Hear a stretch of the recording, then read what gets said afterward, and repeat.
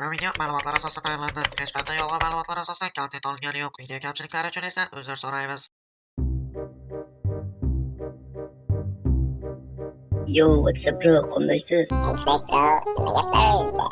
Shu hammasi tinchlik. Korobchi bro, sizga bitta savolim bor edi. Ha, bemalol beravering. YouTube'ga qanday video olsam ekan deb o'ylanyapmanda. Qishloq haqida video olsangizchi? Shunday qilib Asterjonda yangi video olish g'oyasi paydo bo'ldi. Uning nomi esa Top 5 ta qishloq topish edi. Videoni ko'rishdan oldin like bosing va obuna bo'ling. Biz esa videoni boshladik.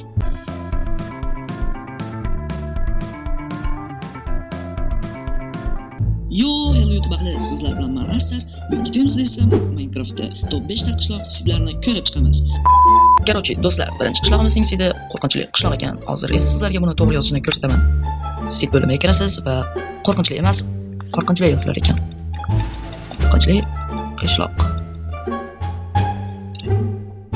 Mana ko'rishingiz mumkin, men qishloqning oldida paydo bo'ldim. Nu, bo'ladi, o'ta katta ham emas. Mana. Xo'sh, ikkinchi sitimizning nomi esa 455. Menimcha bu sitni ko'pchilik bilsa kerak. U loot qilishga anchagina yaxshi sit.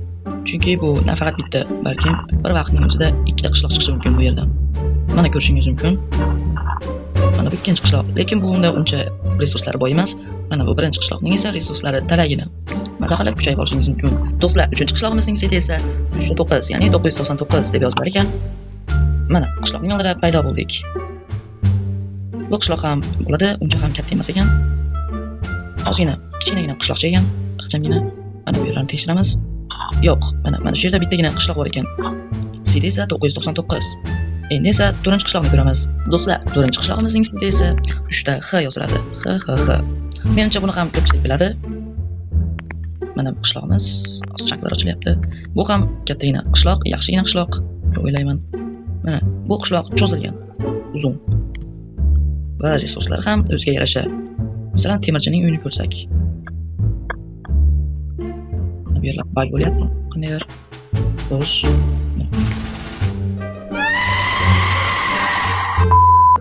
Xullas, bu 4-qishlog'imiz edi. Endi esa 5-qishloqni ko'ramiz.